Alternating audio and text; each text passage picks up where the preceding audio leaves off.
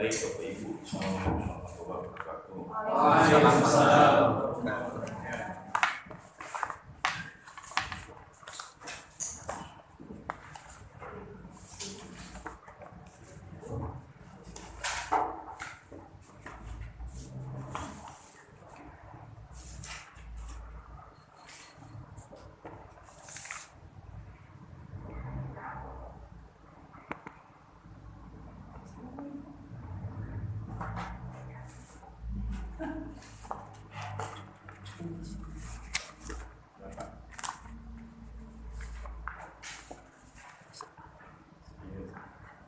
Berusaha yang menjadi para unit itu.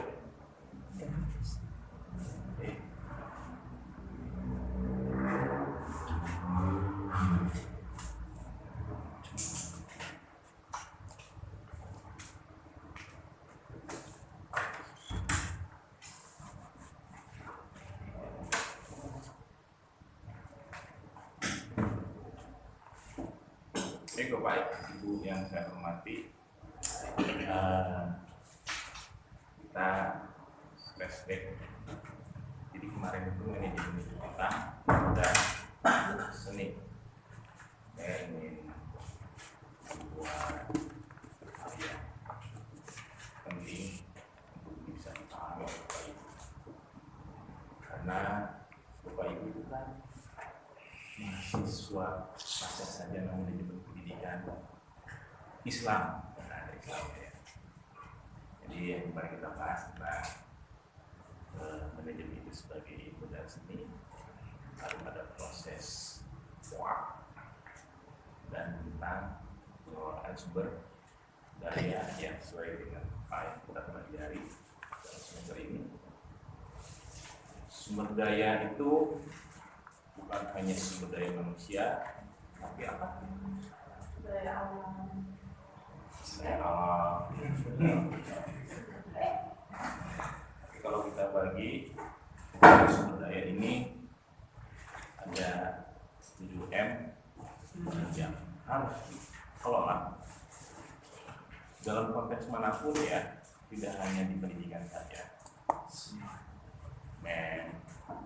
Manusia, material. Kalau material, kalau dalam konteks pendidikan apa?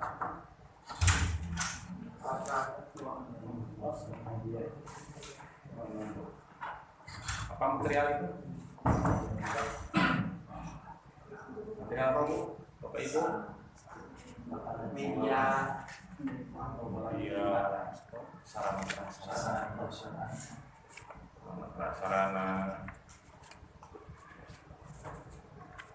Apa itu sarana?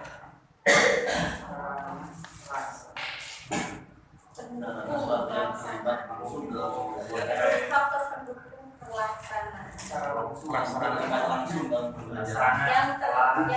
berhubungan dengan Prasarana pendukung. ulang baliknya, kalau pendukung itu prasarana. kalau yang sarana itu adalah yang langsung berhubungan dengan aktivitas pembelajaran, ruang kelas, sarana. Provisi ini bisa masuk sarana, tapi kita bisa juga menyebutnya sebagai prasarana. Mau itu juga apa? Material. Bisa disebut material, bisa disebut Mesin. mesin.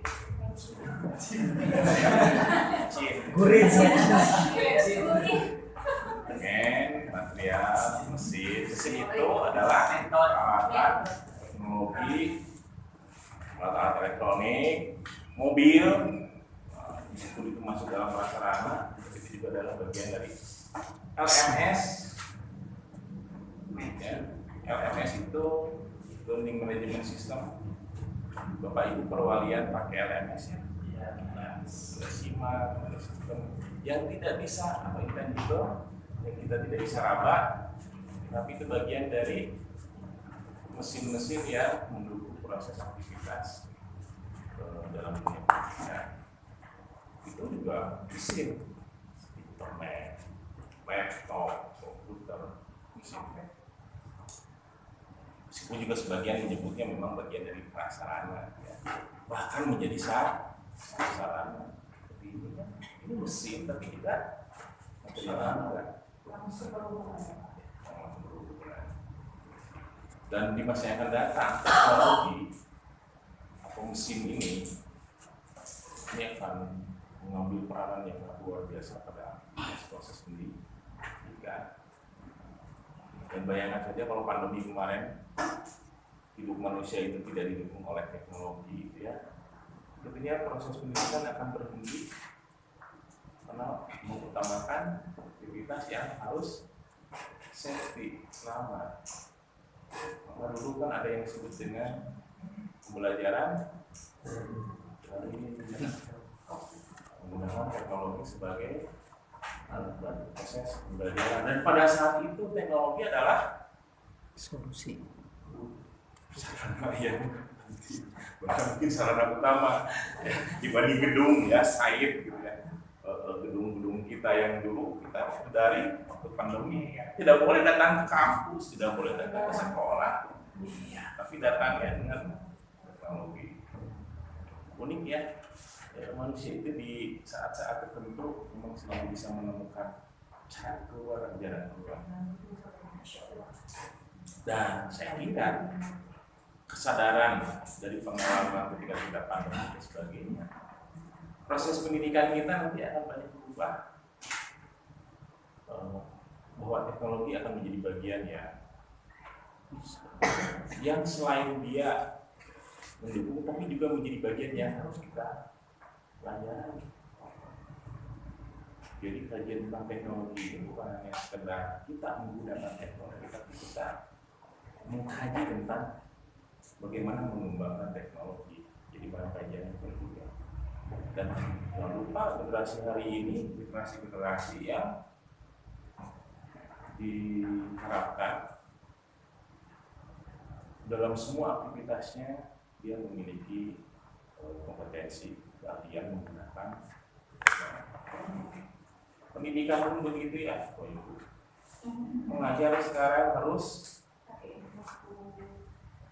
fokus di baheula. Tahun 88 habis semakin fokus ngajar. Tapi fokusnya yang pakai HP. Kalau aji aja saya lihat sekarang nggak HP ditulis di plastik gitu ya, tulisnya di plastik. Tapi sekarang ada alat dan sebagainya yang itu harus menjadi bagian dari keahlian profesi apapun.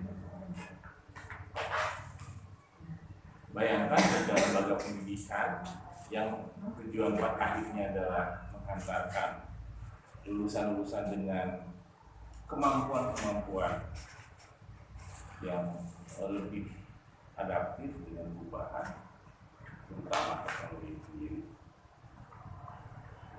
Tidak mengusung, tidak memiliki kesadaran tentang itu, tidak akan tertinggal. Ya, maka lulusannya juga tidak bisa adaptif ya. Lembaganya tidak adaptif, bagaimana lulusannya bisa adaptif? Lembaganya itu di dalamnya kan ada sumber daya manusia, di dalamnya ada sarana dan sebagainya. Gurunya tidak adaptif dengan teknologi dalam proses pembelajaran, bagaimana siswanya bisa ada? Karena sekarang juga paradigma pendidikan bergeser dari pola pembelajaran yang sumber informasinya hanya sekedar dari seorang guru. Hari ini student center mereka yang harus cari informasi. Guru hanya memfasilitasi ini, misalkan matematikanya saja, ada cari, kumpulkan literasinya, simpan di kepalanya, lalu mereka dikonfirmasi oleh pendidiknya sejauh mana pemahamannya tentang materi-materi yang sudah tema-tema yang sudah disiapkan oleh guru. Jadi konfirmasinya seperti itu. Jadi ruang kelas tatap muka itu sebagai sebuah proses pelurusan mengkonfirmasi. Kondisi hari ini masih banyak guru yang terjebak dengan istilah guru adalah sumber ilmu. Ya. Kalau anak sudah cekik seperti itu, harus tidak bisa melampaui apa yang dimiliki oleh gurunya, padahal gurunya adalah produk dari proses pembelajaran masa lalu. Anak-anak harus bisa beradaptasi dengan masa depan. Disitulah yang menjadi persoalan di isu-isu pendidikan di Indonesia, di mana sepertinya lembaga pendidikan itu produk lulusannya tidak bisa beradaptasi dengan kondisi yang bayangkan Bapak Ibu ya, ini di perguruan tinggi aja saja mereka belajar 4 tahun kurang lebih ya, di semester pertama, tahun pertama belajar tentang sebuah konsep teori, bahkan mungkin juga ada mata kuliah praktik, tapi dia lulus 4 tahun ya kan, masih juga kerja. Sementara perubahan tuntutan pekerjaan dalam penggunaan alat, penggunaan dan ilmu pengetahuan begitu cepat berkembang, ilmu yang dia dapatkan di tahun pertama tidak terpakai. Kenapa? Atau misalnya mereka semester diajari tentang penggunaan aplikasi Office yang misalnya Excel adalah sesuatu yang harus menjadi skill bagi calon lulusan. Tahunya dunia kerja, dia bidang keuangan, dunia kerja sudah memakai Excel, sudah dengan aplikasi khusus. Kompetensi penggunaan aplikasi tersebut tidak digunakan. Lalu ngapain bersemester berbulan-bulan belajar itu sampai dia harus lulus, tapi pada saatnya nanti dia tidak bisa digunakan. Ini yang jadi persoalan tentang skill-skill yang selalu dibawa, ditarik-tarik pada kemampuan-kemampuan guru yang memang hasil pembelajaran masa lampau. Ini persoalan kita. Jadi kan keluhannya, kesalahan kita adalah banyak sekali lulusan-lulusan yang tidak bisa siap bekerja. Inilah mungkin kegundahan dari model pendidikan hari ini. Maka Bapak Ibu sekarang mungkin ada yang pro dan kontra dengan pola sistem pendidikan yang ada di Indonesia ya, yang berubah drastis tiba-tiba merdeka perguruan tinggi juga linglung itu. Linglungnya apa? Sekarang tiba-tiba mahasiswa diberikan kesempatan untuk magang yang setara dengan 20 sampai 30 SKS udah di kelas. Pokoknya magang sesuai nanti di konversi menjadi mata kuliah yang akhirnya upayanya adalah mereka memang tahu dunia yang mereka hadapi di masa yang akan datang. Bekerja, magang itu adalah bagian proses dari pembelajaran. Dan sekarang lingkungan, bagaimana kurikulum di perguruan tinggi untuk bisa mengikuti perubahan-perubahan pola-pola seperti itu. Ya, termasuk juga di dunia pendidikan sekolah menengah SMP maupun SMA Alia, Senalia. Ada yang disebut dengan pendidikan belajar. Lalu juga bagaimana peran guru terjadi perubahan-perubahan yang signifikan, seharusnya seperti ini, seharusnya seperti ini. Dipaksa untuk melakukan banyak hal ya. Ini memang suasana transisi. Kenapa?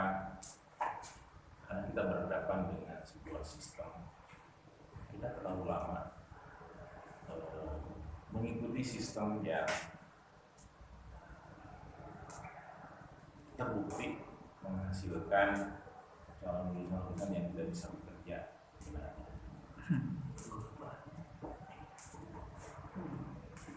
Sekian ratus jenis pekerjaan tahun 2024, 2025, 2026 akan hilang. Maka akhirnya untuk apa kita mempersiapkan mereka untuk dididik yang nanti akan lulus tahun yang beberapa tahun yang akan datang, yang sementara pekerjaannya sudah tidak ada. Nah, itu persoalan-persoalan kecepatan dalam, maka itu harus dikelola dengan baik.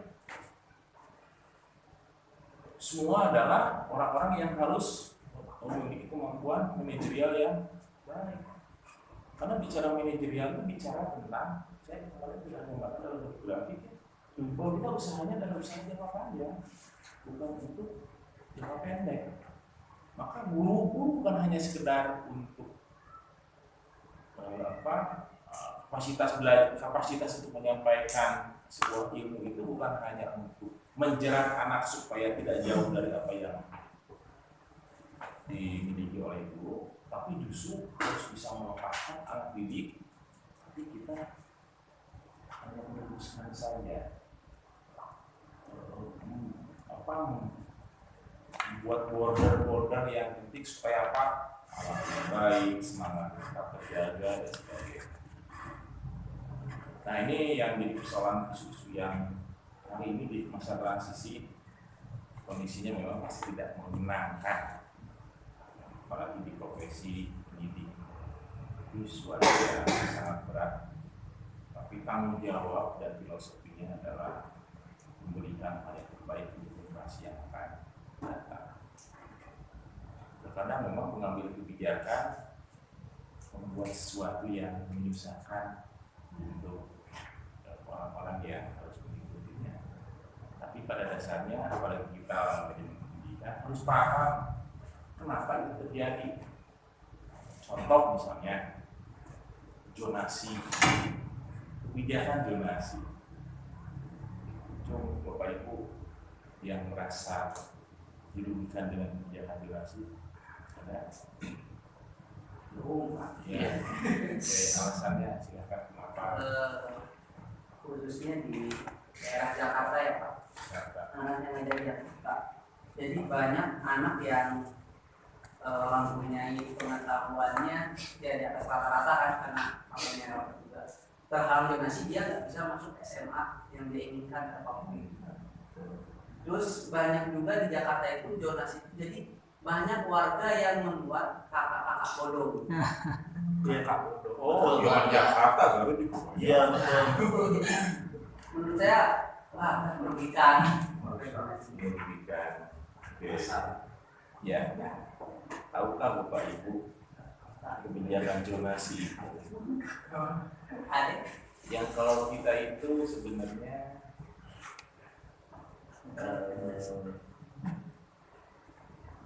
sepertinya sebuah kebijakan yang menohok, kaget, tapi sebetulnya filosofi bagi negara dalam membuat kebijakan itu bukan untuk sekelompok orang, tapi untuk kemaslahatan semua orang.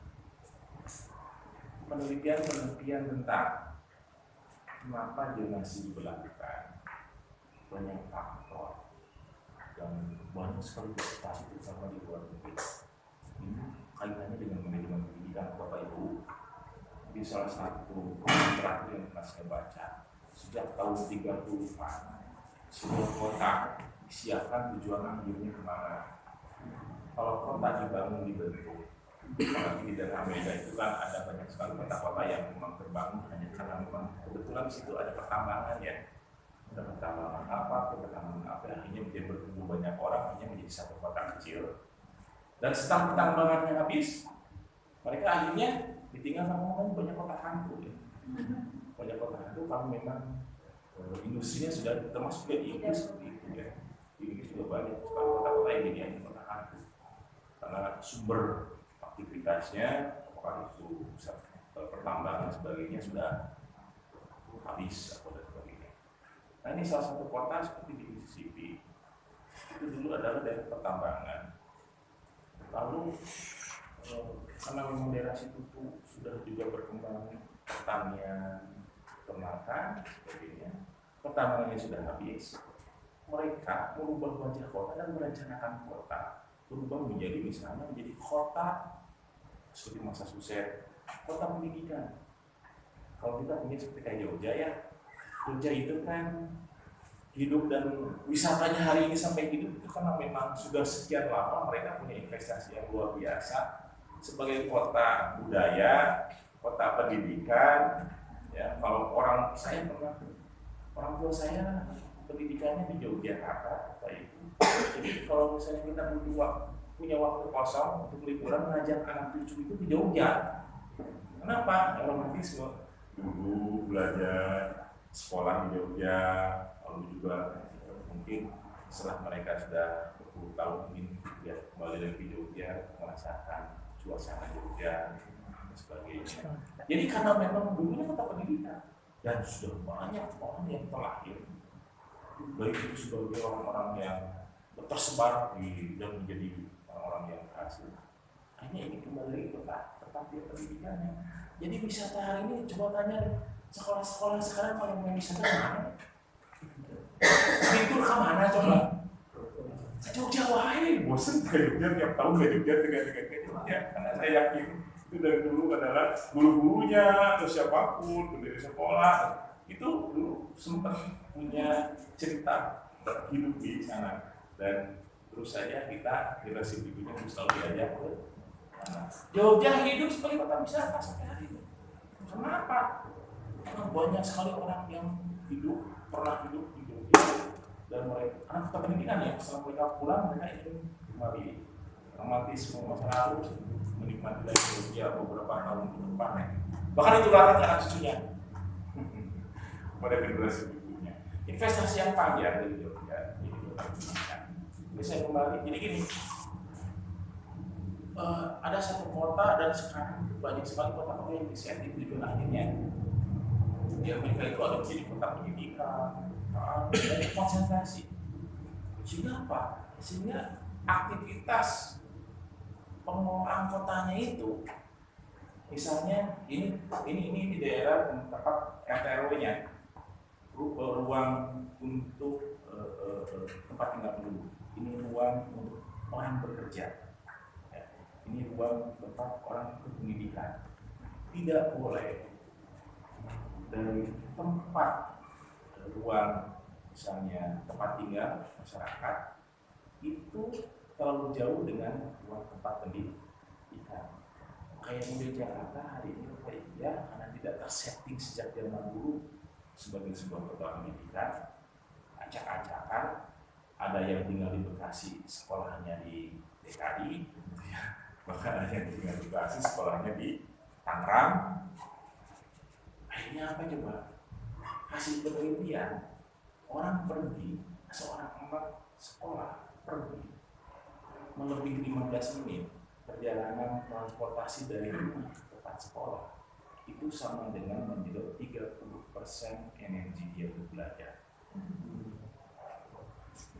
Jadi sisanya ketika datang ke sekolah itu cuma 70% energi itu. Karena terlalu jauh, terlalu lama untuk perjalanan, yang pada akhirnya tidak akan optimal belajar. Karena hanya sisa energi yang 70% yang dioptimalkan. Yang kedua, dengan perjalanan yang terlalu lama panjang, menyedot waktu terutama orang tua. Yang kedua menyedot biaya untuk sekolah. Di Jakarta bayar sekolah dengan biaya transportasi anak pergi ke sekolah harus memakai transportasi setiap bulan. Karena macetnya, orang tua kalau mau ngantar kan BBM-nya, lalu waktunya dia. Lalu resikonya juga energi yang lebih banyak dikeluarkan. Yang pada akhirnya Jakarta juga polusi, polusi berat dan sebagainya, dampak buruk bagi kesehatan. Makanya kenapa zonasi ini diberlakukan? Karena memang orang benar-benar untuk mencari sekolah favorit. Sementara dalam konsep pendidikan tidak boleh ada sekolah favorit. Yang ada sekolah yang bermutu dan semua sekolah. Bukan dipilih yang satu jadi favorit, yang satu yang biasa-biasa, tapi semua harus bermutu. Dan itu tanggung jawab pemerintah. Maka juga di tempat-tempat yang favorit yang ya raw material siswanya sudah lumayan lebih baik ya dibanding dengan sekolah-sekolah yang tidak favorit ya. Sisa siswanya itu sisa yang kurang berprestasi kan gitu ya. Lalu akhirnya mereka bergelut dengan persoalan-persoalan yang terus sama. Karena apa? Karena siswanya kurang berprestasi, pemasukannya juga kurang, ya tidak mampu lagi nanti mengelola upgrading sumber daya manusia di dalamnya. Kenapa? Karena kemampuan finansialnya di pendidikan tersebut mutar gitu ya, bermasalah terus gitu ya. Akhirnya juga yang sekolah favorit juga lumayan ya. Negeri kan di sini ya yang favorit, tapi coba bayangin itu lebih mahal daripada maksudnya orang sepertinya gratis ya. Tapi berapa sih bayarnya bisa masuk negeri ya? Yang favorit itu lebih mudah lagi untuk menagih kan orang akan mengeluarkan investasi yang berani mengeluarkan investasi yang lebih besar untuk memastikan anaknya mendapatkan pelayanan pendidikan yang bermutu. Ya. Yang penting anak saya masuk ke tempat favorit gitu ya. Meskipun sudah tidak ada lagi SPP sekarang, tapi sumbangannya luar biasa. Dan sekolah yang solid itu yang seperti itu, yang punya daya jual, daya tarik, mutu, image yang baik, itu bisa menjual sesuatu yang lebih mahal dibanding yang sekolah kata. Akhirnya terjadi lagi ketimpangan. Sementara negara bertanggung jawab dalam konteks pemerataan, bukan hanya pemerataan akses pendidikan, tapi juga mutu pendidikan. Jadi semua harus bangun. Orang yang punya prestasi, siswa yang punya prestasi, dia jangan terlalu jauh mencari tempat untuk yang, tapi mereka harus mencari yang terdekat dari pendidikan tersebut, sehingga apa nanti pemerataan raw material terjadi. Di tempat yang sekolah yang favorit, terutama negeri ya, di tempat yang favorit dan tidak favorit, semua ada siswa yang berprestasi dan kurang berprestasinya. Ya. Jadi tinggal bagaimana pengelolaan pendidikannya itu aja ya, didorong untuk memastikan bahwa material ini diubah menjadi sesuai dengan tujuan-tujuan pendidikan. Ya. Dasarnya, jadi kalau mau kompetisi, bahannya modalnya sama. Jadi kalau misalnya dia tidak lagi berkembang lembaga pendidikan, ya karena pengelolaan yang salah, bukan ada di raw materialnya yang bermasalah. Sementara ini kan lembaga pendidikan yang mendapatkan sisa-sisa dari orang-orang yang raw material siswanya itu lah, dipaksa harus mengejar sesuai dengan mereka-mereka yang sudah memiliki kapasitasnya. Jadi mobil dengan bensin pakai dari Jakarta, sarua ujung mobil dulu kita balapnya dengan mobil yang isi tangkinya sudah hampir full harus pergi ke Jakarta. Kira-kira biayanya lebih banyak yang mana? Lebih banyak mobil yang seperempat ya, dia harus berhenti dulu di SPBU untuk isi bensin kan gitu ya. Sementara ini yang sudah hampir full tank, nggak usah isi bensin juga udah pasti nyampe dia. Nah itu kan dading. Tapi kalau dikasih semuanya tankinya setengah, yuk udah kali itu membayangkan. Mereka tinggal bagaimana mencari jalan, ya, mengatur kecepatan dan sebagainya sehingga nanti sampai pada tujuan. Kalau semua diberi kesempatan yang sama, kan itu yang disebut dengan konsep adil ya. Adil sebagai sebuah prinsip dasar dalam pengelolaan negara. Jadi zonasi itu di masa transisi memang ada sesuatu yang membuat tidak menyenangkan. Bagi siapa? Bagi mereka yang mendapatkan privilege lebih besar daripada yang lain ya. Bagi yang biasa mereka dengan mudah sangat menikmati dengan privilege itu karena terganggu dengan zonasi seperti itu. Kayak nama headset ya, siswa-siswa teh ini macam berawat, bukan lama sebenarnya siswa-siswa dapat liter sebenarnya. Karena tinggal gampang ngajarin gampang, berita-berita punya motivasi yang beda, semangat yang beda, orang-orang berprestasi di situ ya. Di sekolah anu sisa-sisa mau adu gusti anak-anak yang motivasinya kurang, gurunya harus berdepan dengan berbagai soal-soalan bawaan dari sekolah sebelumnya yang tidak selesai. Nah ini transisi memang. Cuman yang pasti bayangin, Bapak Ibu ya, anak yang jauh harus menempuh ke tempat pendidikannya dari rumah terlalu jauh, itu energinya tersedot. Banyak yang kurang. Orang tua yang tadinya maaf ya, gajinya itu kalau misalnya menyekolahkan anak yang jauh itu pengeluarannya lebih banyak, tapi kalau dia donasi, lalu anak bisa pergi naik sepeda, biar mungkin pengalihan dana di transportasi itu kedua bisa diberikan di aspek gizi, misalnya gizi anak. Yang ketiga juga adalah proses pembelajaran. Sekolah itu sebagai sebuah ekosistem juga masyarakat itu punya tanggung jawab yang sama. Artinya hubungan sekolah dengan muridnya, dengan orang tua muridnya itu terjalin dengan baik. Kalau ada sesuatu yang terjadi, komunikasi antara sekolah dengan orang tuanya kan lebih dekat. Karena bisa jadi mungkin home visit itu bisa dilakukan setiap hari kan juga termasuk juga kebersamaan dalam pendidikan itu terbentuk, bukan seperti sebelumnya. Ada mungkin orang tua atau ada mungkin sekolah yang tidak pernah datang ke rumah orang tua, tidak mengenal kondisi latar belakang anak dan sebagainya. Dengan sistem zonasi mungkin nanti sekolah itu bisa tahu ini anak siapa, karena tetangga sekolah. Anak pergi ke sekolah juga bisa dengan olahraga, misalnya kita harus sepeda gitu ya, bukan diatur oleh guru orang tuanya pakai kendaraan yang bikin macet di mana-mana dan polusi, energi juga untuk jalan. Atau mungkin di siang hari di waktu istirahat kalau dibolehkan anak pulang dulu makan di rumahnya atau dengan ibunya. Jadi ada aktivitas yang bisa dikontrol lebih.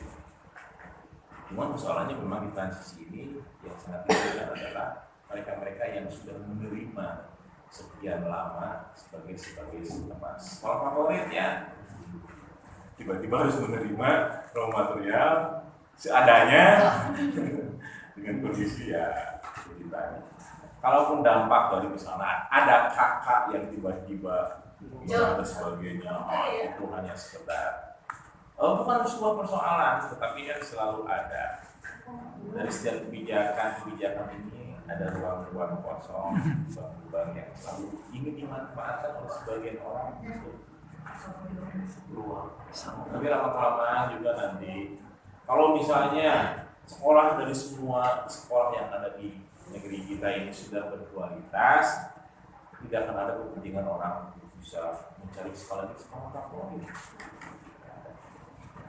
Cuman tadi itu bagaimana mencatat pengelolaan sekolah berkualitas ini yang menjadi tantangan tersendiri bagi negara, bagi lembaga pendidikan juga, dan bagi tujuan-tujuan pendidikan atau harapan masyarakat.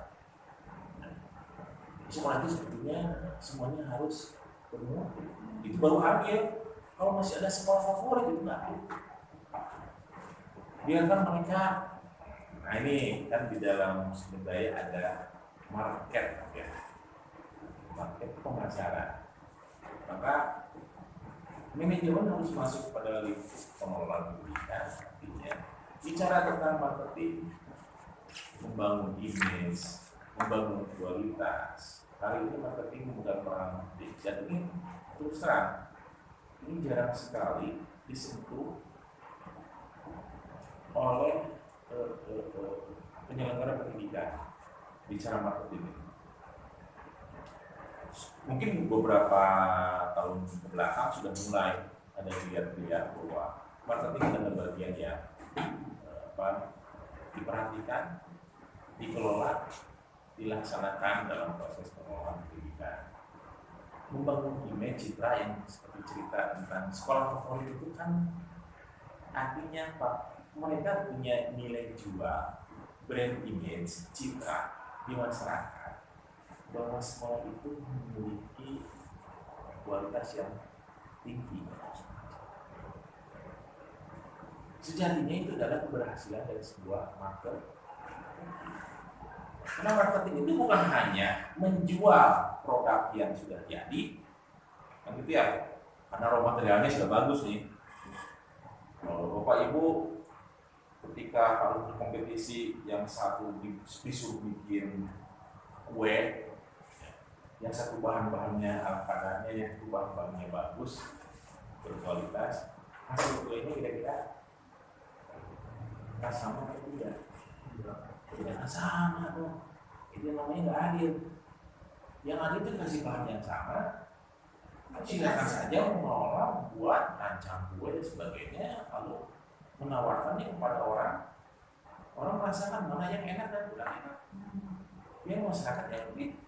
Nah, pada aktivitas itulah sebetulnya marketing bekerja, memastikan bahwa pengelolaan pendidikan ini dari mulai desain pendidikan, penawaran-penawaran, produk-produk atau layanan, ya, lalu juga memastikan puasa dari semua stakeholder, bukan hanya siswa saja yang harus puas, para guru juga harus puas, kepala sekolah sendiri juga harus puas, jadi satisfying, semuanya harus puas. Nasabah konsumen itu bukan hanya siswa dalam proses manajemen pendidikan, guru adalah konsumen. Semua adalah konsumen dan semua adalah marketing. Dari mulai top manajemen sampai yang bawah, lower manajemen, bahkan sampai satpam itu adalah kemasan-kemasan lembaga pendidikan. Saya pernah punya anak sekolah di disebutnya bukan boarding school, hanya sekedar itu, bukan hanya bilingual school, tapi boarding bilingual school. Ya, ada sekolah pendidikan di Bandung, namanya boarding bilingual school, tapi bilingual boarding school. Jadi bukan boarding school saja, bukan bilingual school, tapi dua-duanya diambil, bilingual boarding school. Itu masuk ke tempat parkir saja, satpam yang di depan nanya sama yang masuk itu pakai bahasa Inggris, terus satpamnya pakai bahasa Inggris. Lalu parkir mobil, dibukakan pintunya, itu standar layanan ya, pintu mobil kita dibukakan, lalu kita diantar ke lobi sekolah. Lalu di lobi sekolah ada ofisnya, nanya juga kepada orang tua yang datang itu pakai bahasa Inggris. Masuk ke ruangan karena bilingual school, orang tua dipaksa pakai bahasa Inggris dari mulai mau masuk area sekolah, dari mulai bermat satpam itu sudah pakai bahasa Inggris karena dia bilingual school. Dari aktivitas sekolah bukan hanya konsumennya siswa saja yang pakai bahasa Inggris, kalau target udah tadi itu pakai bahasa Inggris. Membangun budaya. Ya, kebijakannya begitu ya, bahwa setiap hari di sini harus pakai bahasa Inggris. Dari mulai satpam sampai ini, pokoknya di lingkungan ekosistem sekolah yang termasuk di dalam border kantor sekolah ini, bahasa Inggris terpadu ditambah untuk bahasa Inggris.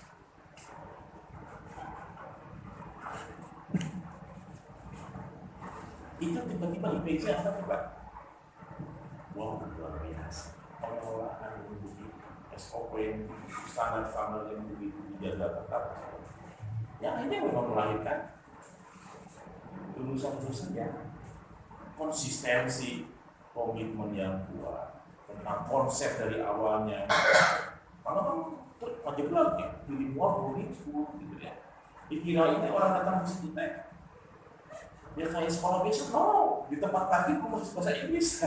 Satpam ini belum bisa bahasa Inggris. Jadi standar sumber dayanya, standar bukunya, bahkan satpam juga syarat menjadi satpam ini sepertinya native bahasa Inggris. Ada yang sudah pikiran seperti itu? Berapa SPP-nya? Per bulan? Belasan juta. Dan hanya saya lagi cuma 2 kelas, jumlah di dalam kelas itu 14 orang. Jadi 14 orang, jadi perempuan hanya 2 kelas, 14 orang melibur 8 orang ya. 2 kelas, kalau laki-laki dipisahkan.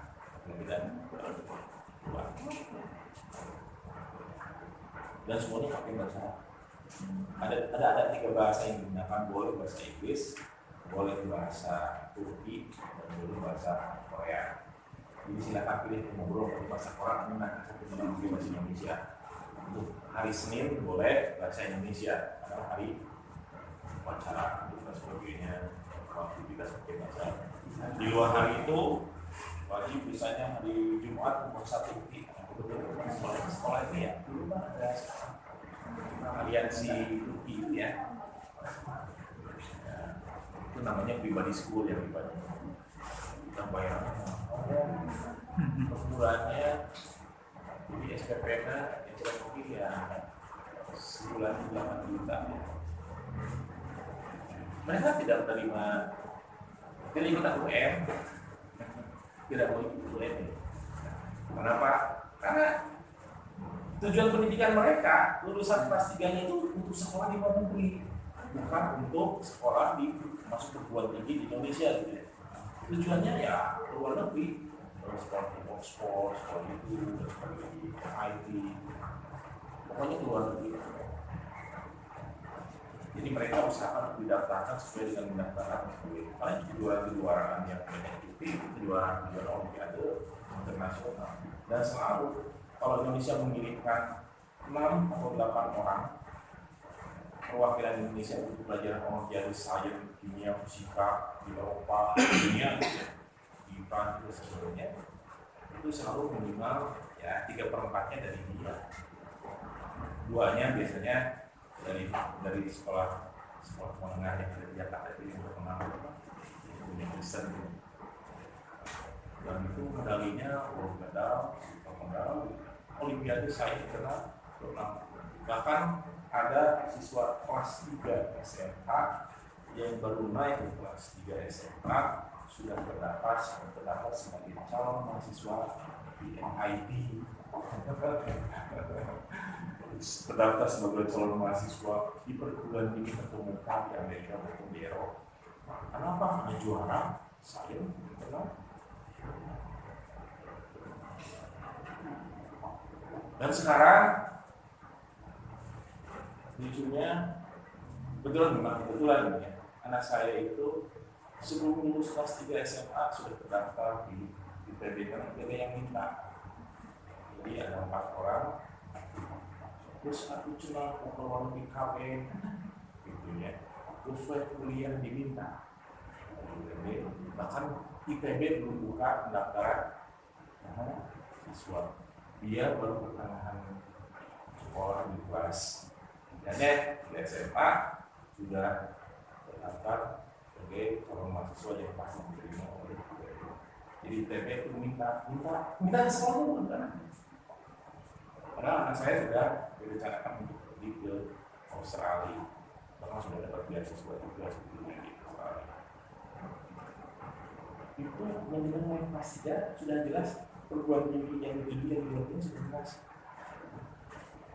Dan kalau kita melakukan kegiatan bahasa yang juga perguruan tinggi yang luar yang bikin ekspor pendidikan di tempat itu. Jadi memang skemanya mereka itu jelas arahnya, jelas layanannya, jelas jaminan kualitasnya, dan itu yang ditawarkan. Berapapun yang mereka minta untuk proses pendidikannya. Dan siswanya tersebar dari Sabang sampai Merauke. Ya, ada orang Indian juga, sekolahnya memang di Bandung, isinya Bhinneka Tunggal Ika. Yang orang Bandungnya juga mungkin hanya 2 atau 3 orang, ya. Karena siswanya dari situ. Nah dia sudah memang lawatan internasional school ya. Bisa nggak digarap seperti itu? Bisa. Jadi dalam konteks marketing ya, dalam konteks marketing kita ini kan kayaknya rebutan dengan tetangga sebelah ya. Kecamatan gitu ya. Saingan kita tuh dengan kita sesama kecamatan, saingan kita tuh dengan sesama regional kabupaten gitu ya, sekolah ya. Dia mau sudah nggak ngomong lagi regional provinsi. Yang mau daftar silahkan dari Sabang sampai Merauke. Dan yang mendaftarkannya orang tua yang berharap anaknya bisa menikmati pendidikan di luar. Mungkin orang-orang kaya kali ya, ditebak gitu. Ada bagi pemerintah tiap bulan. Tapi yang diurusin sedikitnya 14 kali 2 kali 4 berarti 2 kali 2 berarti cuma 28 kali 2 angkatan sekitar 60 orang. Hanya 64 aja di 2021. Nggak bisa ditambah kan? Hanya segitu aja karena apa? Mereka benar-benar itu guru-gurunya yang berkualitas hanya sekian, sebaran gurunya, lalu juga akhirnya dipasin gitu ya. Kalau nambah jumlah siswa, mereka akan turun kualitasnya. Jadi mereka nggak mau hanya sedikit-sedikit saja. Tapi bayangkan Pak, 64 kali 8 Pak, tiap bulan. Coba kami tahu, atau 64 orang kita 8 juta sebulan itu pendapatan sekolah. Berapa Mas? 512 sebulan. Bapak Ibu nanti coba nambah sekolah lah. Itu hanya sebulan. Kalau setahun 5 miliar untuk satu angkatan. Tapi kalau misalnya 3 angkatan 64 dikali 3. Satu bulan itu satu angkatan 50 juta.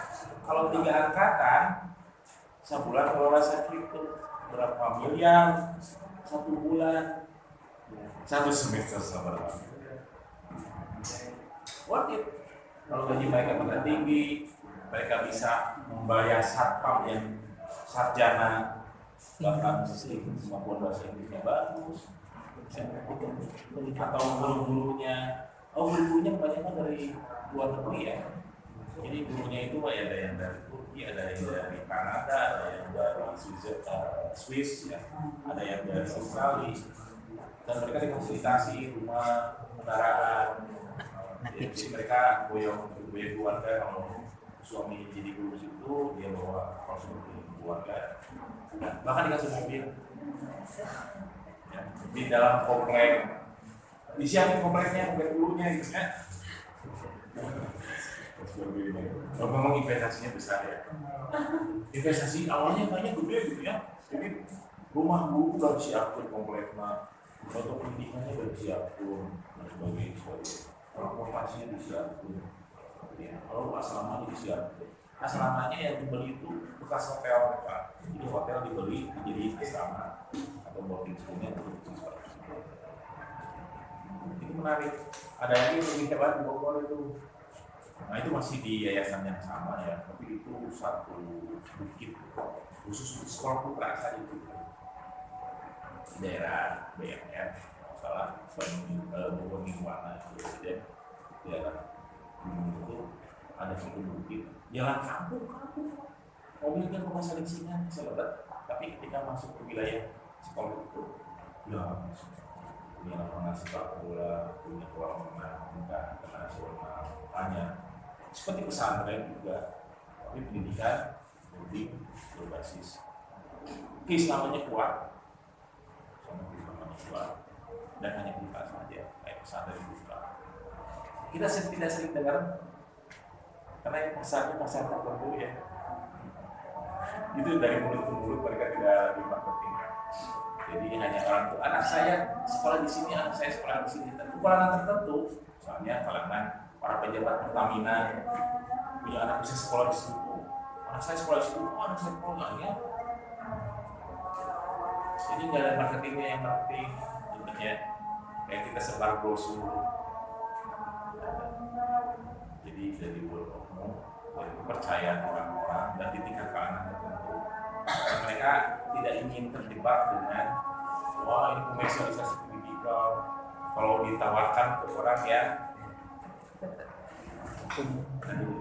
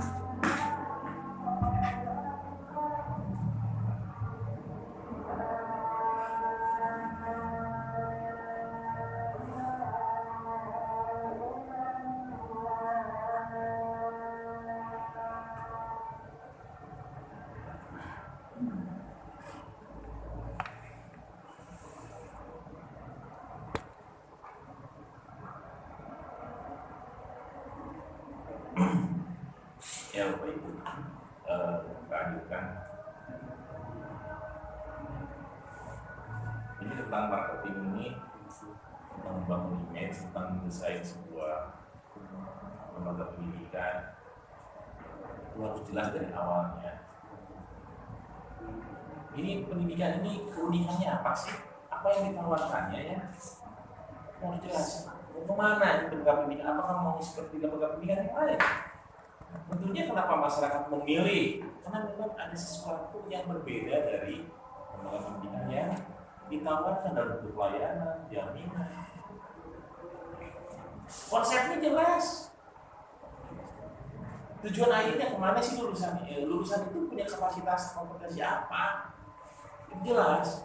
Kalau yang ada di lembaga pendidikan kita masih terjebak dengan pola proses manajemen konvensional seperti apa adanya. Kalau ditanya ada apanya, nggak tahu. Apa yang ditawarkan lembaga ini? Nggak ada, semuanya sama. Ya, tahu pokoknya nama di dia mah siswanya KB sekolah darah ruha. Tapi jadi akhirnya susah. Masyarakat melihatnya ini sama dengan nggak ada yang berbeda. Maka akhirnya apa? Kalau cita-citanya anaknya pengen masuk ke SMA favorit, biasanya lulus dari SMP favorit ini ke SMA ini lebih mudah. Maka seperti membuang bab ya, saya sedikit kayak mafia, dominasi terhadap sumber daya yang SMP lalu SMP yang ke SMA itu rata-rata di SMP nya maka SMP ini yang mana? Begitu diminati banyak. Bisa masuk SMP ini rata-rata dari SD-nya ini SD ini. Jadi kayak terbentuk sebuah image. Tidak salah juga. mereka mengelola cerdas ya, berkolaborasi gitu, dari mulai SMA, sampai ke SD kolaborasi ya, gitu ya. Lo masukkan dia bisa dijauhi masuk SMP ini, kalau masuk SMP ini bisa dijauhi masuk SMA ini kan gitu ya. Sehingga masyarakat dari awal sudah terkondisikan dengan image seperti itu. Dominasi yang seperti ini yang tidak adil Pak Ibu. Karena kalau kita ngomongin gimana dengan masyarakat ya, tidak ada yang menawarkan itu di lingkungannya. Maka yang harus diadakan adalah ada yang harus menawarkan itu di dekat lingkungannya. Maka zonasi itu adalah pemerataan untuk pendidikan. Lalu yang keduanya dalam pengelolaan pendidikannya, kalau kita paham, ini adalah kesempatan bagi semua penyelenggara pendidikan untuk bisa menampilkan excellence layanan yang baik. Tapi juga harus jelas jenis kelaminnya, tujuan pendidikan, keunikannya apa yang ditawarkan seperti yang saya ceritakan tadi. Kalau memang ada sesuatu yang ditawarkan berbeda, bahkan begini, sekolah kami di sini tidak ada UN ya. Jadi kalau cita-citanya sekolah di dalam negeri nanti perguruan tingginya jangan di sini, karena kita tidak ada UN. Di sini kami tidak melakukan UN. Kurikulum kami misalnya Cambridge misalnya. Sistem belajarnya itu selama sebulan uyek-uyek kamu di biologi terus belajar kayak model sistem blok ya. Jadi kalau misalnya dia ada bakat di biologi, dikecek biologi, terus belajar sampai membuat produk, temuan-temuan, dia ikut dalam perlombaan kayak sains atau melakukan riset. Anak saya itu diminta oleh ITB itu karena apa? Karena juara Olimpiade Sains Biologi di nasional, Kemendikbud. Jadi menemukan sesuatu ya dari Gebau dan Bongo Jago lah. Ya. Lalu dia kerjasama dengan ITENAS untuk meminjam laboratorium pengecekan bahan dan sebagainya. Jadi datang ke ITENAS, ada semua dulu ya. Kamu butuh apa nih? Harus masuk pakai baju selama berbulan-bulan, lalu menulis report solusinya ikutkan pada kegiatan lomba sains itu, pemaparannya memakai bahasa Inggris dan dibuktikan untuk alat membuat bahan anti bakaran ya. Dari bahan-bahan yang ada kita dengan berbagai biologi ini bahannya ini sebagainya, cara membuatnya sudah sebagainya, lalu dipaparkan dalam bahasa Inggris. Kemudian lalu dilihat ini juara-juara ini sudah kita orang-orang saintis dari dunia ini, saintis kan, calon saintis di kita tanpa ada itu pendaftaran masuk buat ini, tanpa harus ada ujian, tanpa baru mau masuk lagi. Juaranya juga dari kelas 2. Jadi pas sudah selesai kelas 2 dari kelas 3 sudah diminta. Ya udah, gimana nggak usah ada ujian, nggak usah langsung. Lucunya apa? Lucunya sudah mulai ada pembelajaran di awal, sudah diarahkan siapa nanti pembimbingnya dari anak kamu sampai sekolah S2 minimal. Jadi sudah. Jadi anak saya sekarang sudah sekarang mas semester. Ketika dia semester menginjak semester 6, dia sudah masuk ke kuliah S2 sampai menyelesaikan semester 6, 7 dia selesai.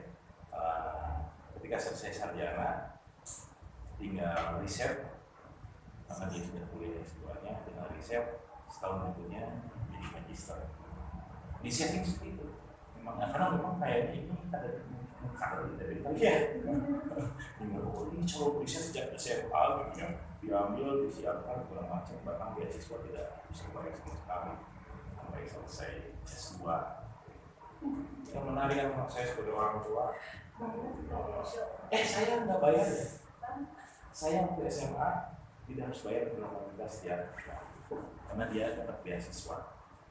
beasiswa dari apa coba? Takbir Bapak Ibu. Jadi dari sekolah itu daftar ke Garut, cari ke sekolah-sekolah di Garut SMP, ya. Lalu yang punya standar tahfidz sekolah haji sebetulnya saya nggak tahu persis, dikumpulkan, lalu dites.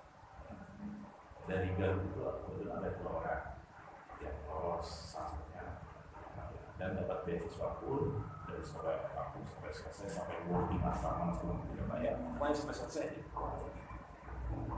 Dan itu alhamdulillah, jadi anak saya yang SMA sampai perguruan tinggi dengan corona dengan saya dengan nama-namanya belajar lah karena beasiswa sudah bahkan dikasih uangnya aja oleh sekolahnya mau bisa aja. Teka parah. Bukan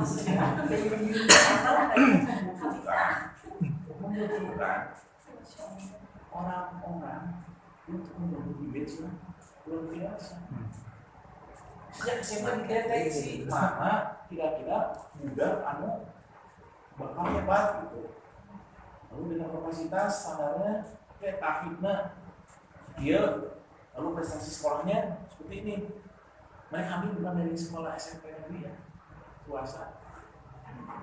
Datang ke SMP swasta, kumpulin, ada juga negeri tapi yang lolos dari swasta karena ada tahfidnya itu. Yang luar biasa itu.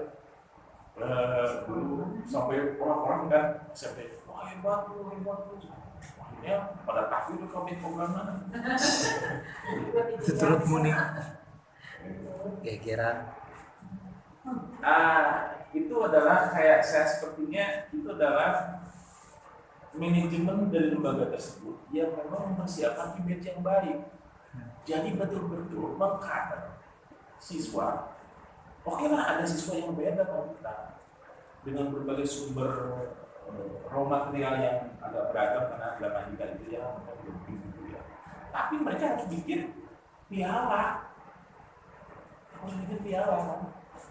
Harus bikin wakil-wakil yang bisa mengangkat image, dan itu dibiayai oleh sekolah dengan apa? Dengan memasukkan seorang anak siswa yang di drill sedemikian rupa untuk dipersiapkan menjadi agent sekolah. Jadi domba adu lah, ngukut domba nore ya, tapi ayam bukan domba adunan gitu. Siapin domba adunan supaya apa? Peternakan ini kan terkenal sebagai domba-domba yang bagus ya. Udah tunggu kami jadi domba halus. Tapi domba yang kira-kira ayah domba adu ya dikeluarkan biaya untuk itu, di-drill anaknya itu, diberikan beasiswa, dibuat senang di sana, diperlakukan secara khusus, tapi dijadi domba adu, dikirim ke luar negeri, pertandingan internasional, Prancis, di Asia Tenggara bisa di Singapura. Untuk apa orang bisa memenangkan medali-medali? Jadi itu kalau datang masuk ke dalam ruang kepala sekolahnya ya, ruang direktur, mereka nyebutnya direktur, karena itu medali itu habis dari atas ke bawah selama berjalannya lembaga itu. Gold medal internasional, sains yang dimono sama foto anaknya yang menggunakan dari setiap tahun. Yang ini sekarang sudah menjadi pengusaha sukses, ini yang sekarang sudah jadi startup, pengusaha startup di Amerika, ini yang sudah menjadi pengusaha startup di Belanda, ini yang sudah punya perusahaan angin di Jepang. Karena luar biasa, dibuat seperti itu juga buat orang, wah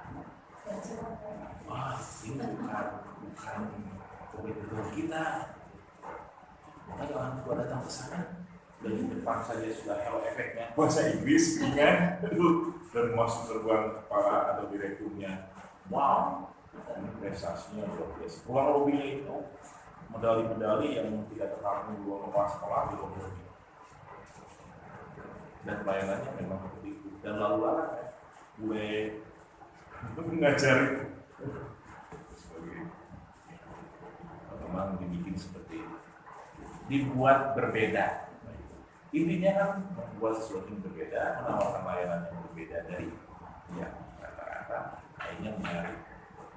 Saya menggambarkan itu bukan untuk kita seperti itu, bukan, ya, tapi dalam konteks marketing, dalam sumber daya. ini sebagai sebuah peluang kekuatan yang juga kita pikirkan karena ini selalu kita loloskan, kita tidak ada sesuatu yang penting. Pemasaran pendidikan itu coba cek kepada ibu di pendidikan berapa pendidikan tentang pemasaran pendidikan, guru, kepala sekolah tentang kepemimpinan dan sebagainya. Ada yang menyentuh jarak ya tentang pemasaran pendidikan. Padahal desain pendidikan itu kali ini ada di pundak seorang marketing. Desain kurikulum itu marketing harusnya yang memberikan syarat, memberikan. Kenapa? Karena marketing dia berhadapan langsung, bersentuhan langsung dengan konsumen. Dia yang lebih memahami tentang kebutuhan masyarakat, dia yang lebih memahami kebutuhan orang tua terhadap pendidikan anaknya, apa yang diinginkan orang tua dan anaknya. Masyarakat banyak tentang ini. Saya cek orang-orang kaya kayak ini ya, orang-orang kaya rata-rata menyekolahkan anaknya cita-cita menyekolahkan anaknya keluar negeri. Desainlah lembaga pendidikan yang hanya untuk melayani orang-orang segmen seperti itu. Para pengusaha tambang, pejabat-pejabat BUMN yang luar biasa kayak orang-orang Pertamina, ya, dengan pendapatan yang besar, orang-orang yang menjadi pemimpin di Bank Indonesia, para komisaris bank-bank di Indonesia, pendapatnya gitu ya. Kalau ditanya anaknya pengen sekolah di mana, anak saya sekolah di luar negeri, gitu ya. Mereka punya kemampuan juga bikin sebuah lembaga untuk segmen itu. Nah, saya bilang nggak usah kita merasa kok ini komersialisasi ini kan segmennya memang itu. Kecuali kalau memang ada segmennya sama dengan segmen tetangga, sekolah tetangga, ya perebut lah. Sekolah juga mungkin ada sekolah yang konsep seperti sekolah syariah. Segmennya adalah orang-orang atau orang tua yang ingin anaknya mendapatkan pembelajaran tentang pengalaman belajar tentang itu ya. Bagaimana pola syariah, bagaimana hidup menjadi orang-orang yang menjalankan syariat agama. Maka ekosistem sekolah kita warna seperti itu, kalau dia sebagainya bisa aja gitu ya. Bahkan sekarang kan perumahan aja Pak, perumahan syariah ya. Dari mulai beli, cicil, sistem perbankannya, lalu desain rumahnya, bahkan rumahnya menghadap kemana gitu ya.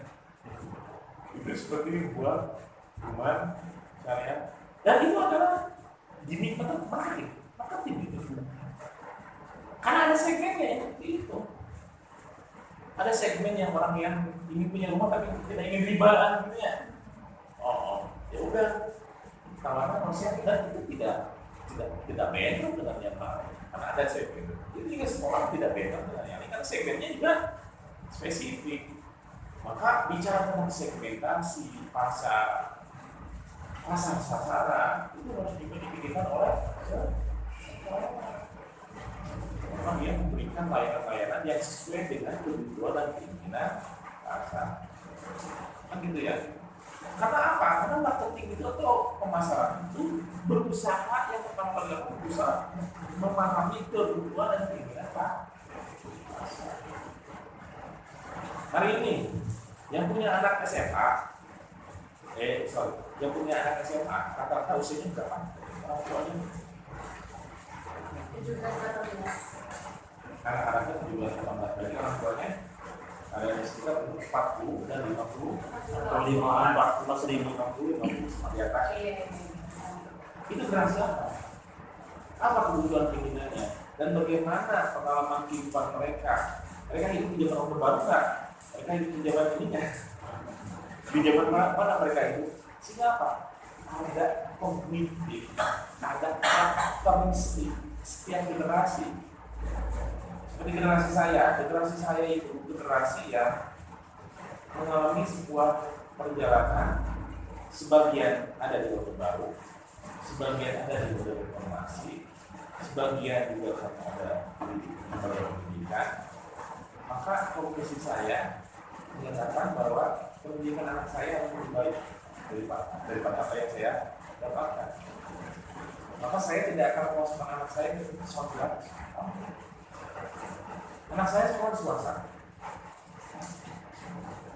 SMP-nya dia harus swasta, SMK-nya dia harus swasta.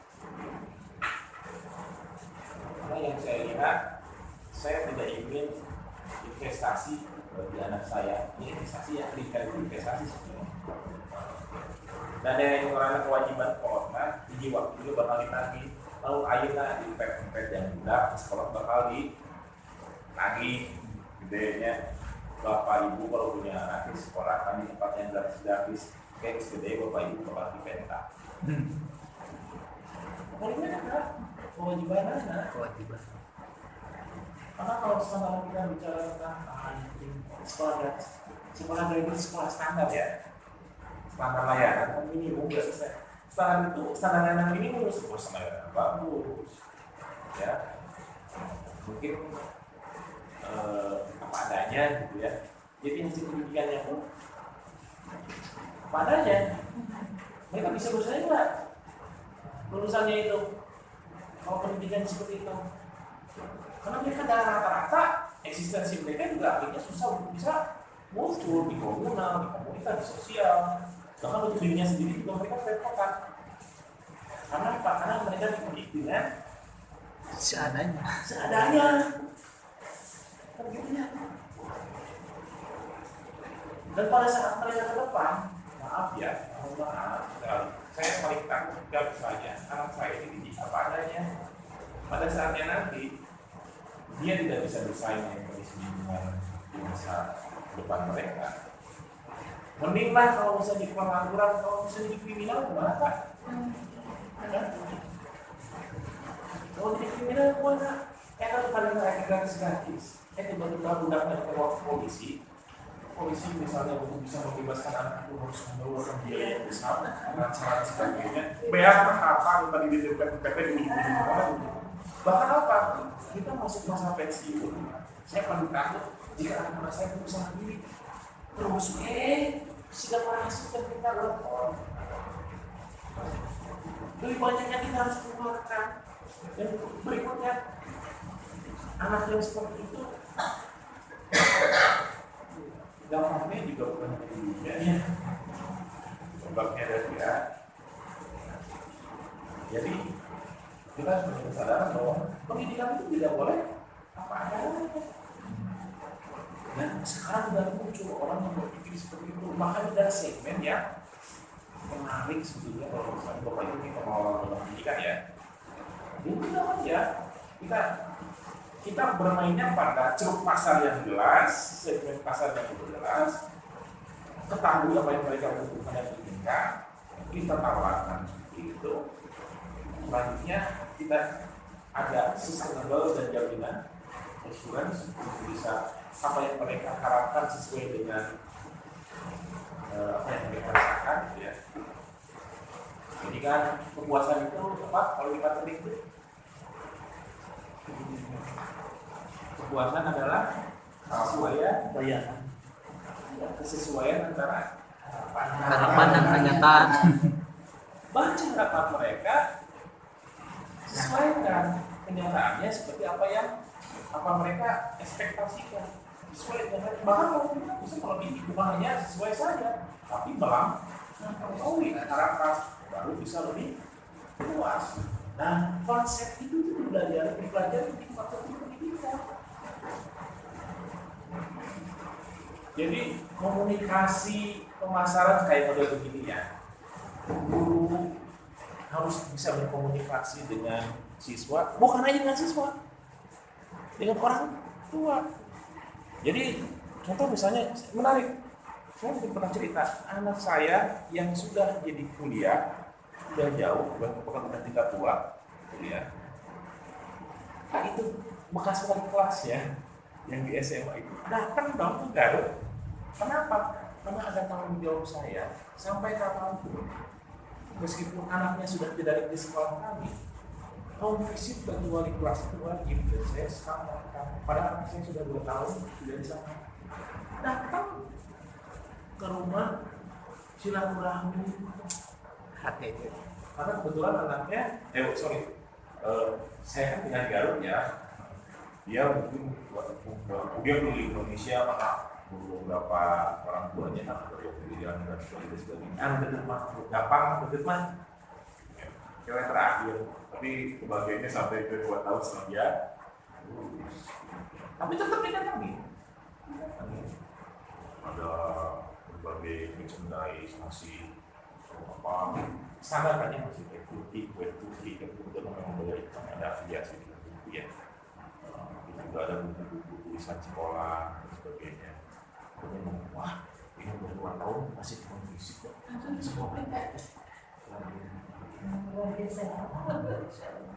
Jadi itu komunikasi yang terjalin seperti itu, membangun image. Makanya bayangin keuntungan mereka apa Pak? Keuntungan mereka apa? Keuntungan mereka ketika saya bercerita ini kepada Bapak Ibu. Iya. Word of mouth itu dampak domino dari sebuah layanan yang memuaskan. Kalau saya tidak merasa puas, saya tidak akan cerita dan tidak akan menyampaikannya dengan bahwa itu sebuah pelajaran yang bagus. Itu mereka melihatnya jauh ke depan. Tidak usah bikin brosur lagi mereka. Cukup dengan word of anak kepercayaan dan kekuasaan masyarakat ya. Dan karena mereka sih pasarnya. Ada sebuah konsep strategik yang luar biasa yang masuk pada ranah pemasaran dari usahanya dan semua. Bagaimana pengelola pendidikan? Karena marketing pendidikan itu jarang dibicarakan di pendidikan kita.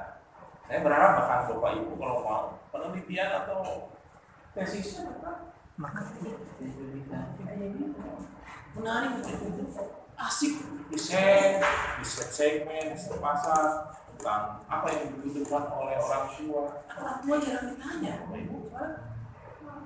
Harusnya kan ditanya apa yang mereka mau. Lalu bagaimana sekolah bisa memenuhi keinginan dan kebutuhan, keinginan, harapan orang. Kalau misalnya nanti ujungnya ke money, kemudian pendidikan, kalau kita mengikuti apa yang diinginkan orang tua, partisipasi orang tua untuk menyampaikan apa yang dibutuhkan, iya dong, atau nggak masuk dengan mana ya? Kalau sesuai dengan itu, mereka mau nggak? Mau pasti. Dong, jelas mau dipatok, mana sekolah dia, oh kita yang awal itu punya, harusnya ketika itu disampaikan pada sekian bukan gitu ya, karena adakah yang bukan kayak sekolah hanya kami siap kalau misalnya kita siapkan dan ada komitmen dari orang tua untuk melaksanakan ya sudah orang tua, oke, kami siap. Setiap bulan bayar bikin kos SPPA saya bayar sekian karena aktivitas ini ya, ada yang aktivitas dengan ini adalah anggaran untuk menyiapkan anak ngedrill misalnya untuk bisa ikut olimpiade sains di Jerman.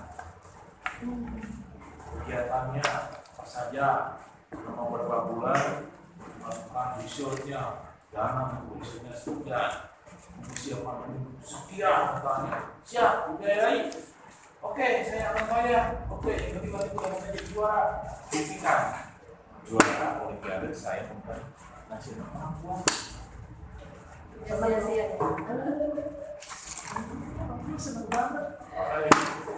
Ya, kira ya kalau model seperti ya konsep ditawarkan terbuka partisipasi juga akan lebih bagus dan mereka akan puas kalau misalnya kita dilibatkan dalam proses pengambilan keputusan.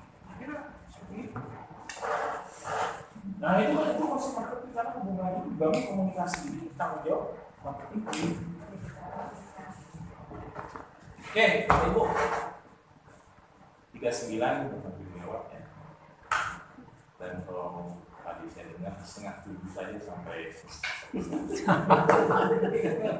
Habis. sampai jam 7:45 ya. 8:45 lambat itu. Pak, untuk materi bisa. Apa? Nanti saya share ya di grup juga ya bentuknya. Iya, tinggal Saya lupa. Sebelumnya makan saya harusnya share dulu sebelum materi ini ya. Dan materi untuk minggu depan ya Bapak Ibu ya. Saya tambahkan. siap. Terima kasih Bapak Ibu selamat menjalankan salat maghrib. Bisa pulang ya? Pulang? Ya. Pulang. Kawan-kawan.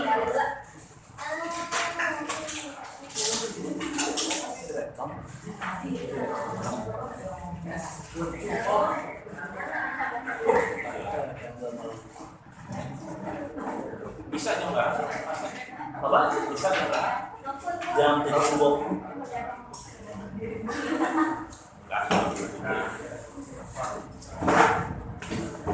Kawan-kawan.